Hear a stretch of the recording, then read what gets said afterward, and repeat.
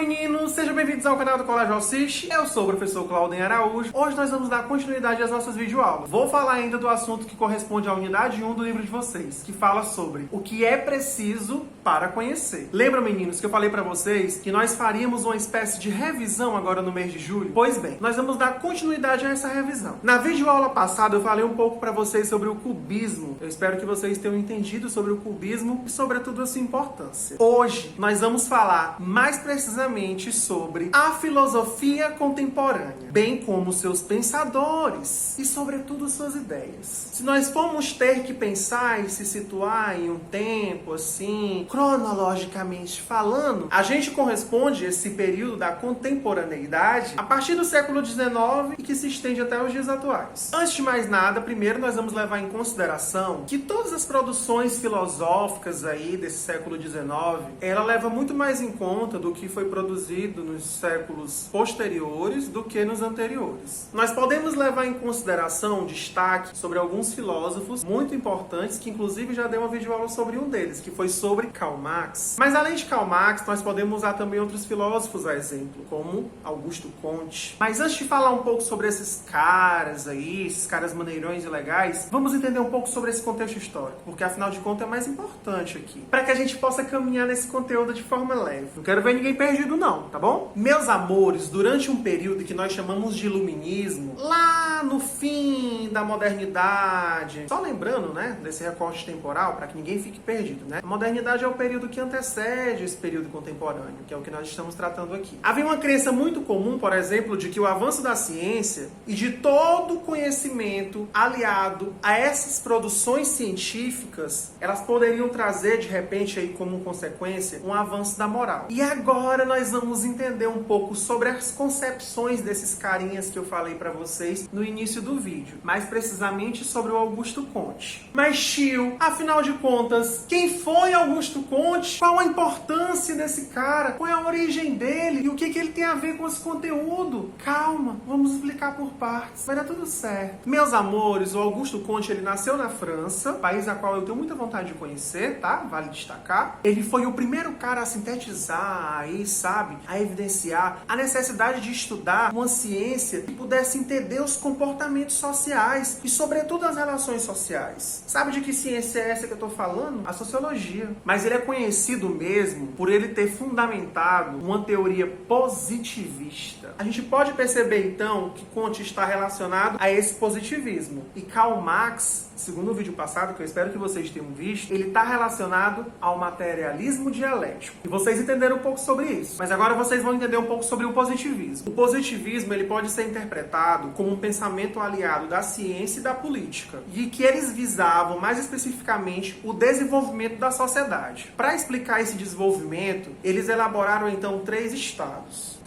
de teorias, na verdade. Mas vamos estabelecer isso como a lei dos três estados. O estado teológico, o estado metafísico e o estado positivo. Bom, eu vou dar um destaque aí para esses estados em outra videoaula. Não é o que nos interessa agora no momento. Vamos por partes. Continuando um pouco para falar da vida desse cara, do Augusto Comte, a gente precisa entender um pouco sobre o contexto histórico que ele estava inserido, sabe? E principalmente as influências dele. Porque, afinal de contas, essas ideias e a criação, sabe, dessas ideias e aplicações dela não foram do nada, não. Elas não surgiram do nada. Ela teve influências. Ele foi influenciado, meus amores, por dois cientistas muito importantes e que muito provavelmente vocês já devem ter ouvido falar sobre eles. Sabe quem são? Newton e o Galileu Galilei são exemplo deles. Bom, mas eu tinha falado para vocês sobre essa sociologia, sobre o surgimento dessa ciência. Agora a gente precisa entender o que é essa sociologia e principalmente qual a importância dela. Primeiro a gente tem que pensar que o Augusto Comte, ele é conhecido aí como o pai da sociologia. Olha só a responsabilidade do cara. Porque ele queria conseguir organizar, sabe, as trilhas pelas quais os humanos tinham que percorrer e principalmente das relações do desenvolvimento da sociedade. Eu falei pra vocês, meninos, sobre contextos históricos. Então a gente precisa levar em consideração um fato histórico que aconteceu no período moderno, que foi a Revolução Industrial. Vocês sabem que a Revolução Industrial, ela tá atrelada às mudanças e os avanços tecnológicos dentro de um período, né? Só que apesar dos avanços tecnológicos, sabe, e dessa evolução, elas geraram consequências dentro da sociedade naquele naquele período, como, por exemplo, a concentração de muitas pessoas nos centros urbanos, da miséria, da fome, das péssimas condições de vida, desse sistema mais precário. Isso tudo era objeto de reflexão. E houve a necessidade, então, de uma ciência para que pudessem estudar esses comportamentos dentro da sociedade, que é a sociologia. Como eu falei para vocês, havia uma forte desigualdade social. Então, Comte, a partir daí, ele viu que era necessário uma ciência que fosse capaz de apontar esses fatores e, sobretudo, de apontar possíveis saídas deles também. Bom, meninos, como eu falei para vocês, eu dei um destaque para Karl Marx. Não vou falar um pouco sobre Karl Marx aqui, porque ele já foi protagonista de um outro vídeo. Então, eu queria que vocês entendessem mais um pouco sobre Comte e positivismo. Nas próximas videoaulas, eu vou falar um pouco para vocês sobre esse materialismo dialético de Karl Marx, que é tão importante. E necessário também nós entendermos sobre ele. Mas o que eu tinha para falar para vocês era até aqui. Então, eu espero que vocês tenham entendido um pouco sobre essa filosofia, sobre esses pensadores, sobre essas ideias e reflexões. E que vocês estejam tão reflexivos quanto eu estou agora. Espero que vocês tenham gostado do vídeo. Se tiver gostado, curte, se inscreve no canal da escola e até o próximo!